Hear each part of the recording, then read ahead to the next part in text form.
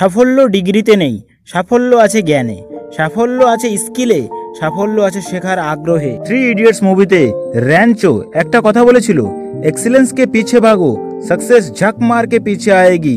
অর্থাৎ তুমি প্রথমে নিজের দক্ষতা ভালো করো, সাফল্য নিজে থেকেই তোমার দরজায় কড়া নাড়বে। তাই আজ থেকে পরীক্ষার জন্য নয়, সবার চেয়ে বেশি জানার জন্য পড়ো। নিজেকে প্রতিদিন একটু একটু করে উন্নত করো, তাহলেই তুমি আর বাকিদের মতো পিছিয়ে পড়বে না, বরং নিজের জীবন নিজের মতো করে গঠন করবে। ডিগ্রি আছে কিন্তু সাফল্য নেই কেন? আজ আমি একটা খুব গুরুত্বপূর্ণ কথা বলবো। আমরা জীবনে অনেক ডিগ্রি অর্জন করি, মাধ্যমিক, উচ্চ মাধ্যমিক, গ্র্যাজুয়েশন, ডিপ্লোমা, একের পর এক সার্টিফিকেট, কিন্তু শেষ পর্যন্ত বাস্তব জীবনে সফল হতে পারি না।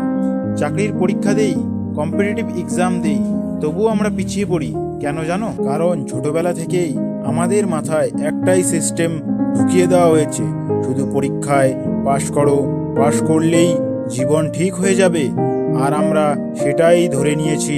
পড়াশুনো করি পাশ করার জন্য, মনে রাখার জন্য, জ্ঞান অর্জনের জন্য নয়। ভাবো তো, তুমি পরীক্ষার আগে রাত জেগে জেগে কত সিলেবাস মুখস্থ করেছো, পরীক্ষা দিয়ে বেরোনোর সঙ্গে সঙ্গে তার অর্ধেক ভুলে গেছো। এভাবে শেখা কি সত্যিই শেখা?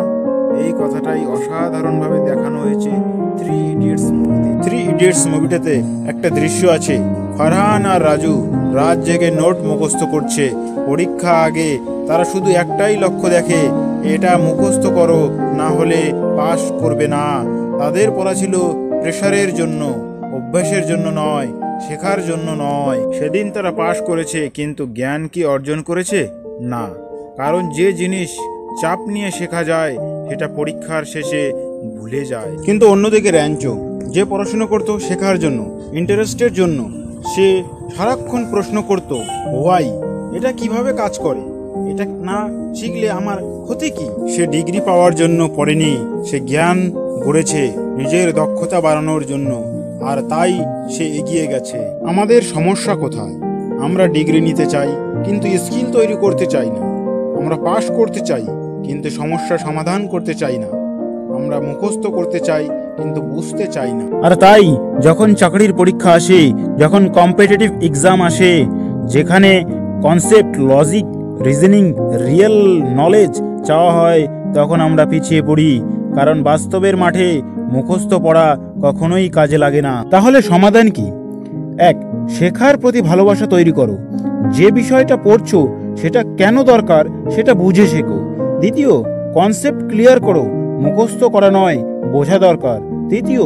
প্র্যাকটিস করো, প্রতিদিন 1% হলেও উন্নতি করো। 4.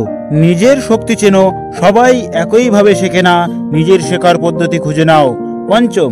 জ্ঞান ব্যবহার করা শেখো, বইয়ের তথ্য কাজে লাগানোর ক্ষমতা, এটাই তোমাকে বাকি সবার থেকে আলাদা করবে।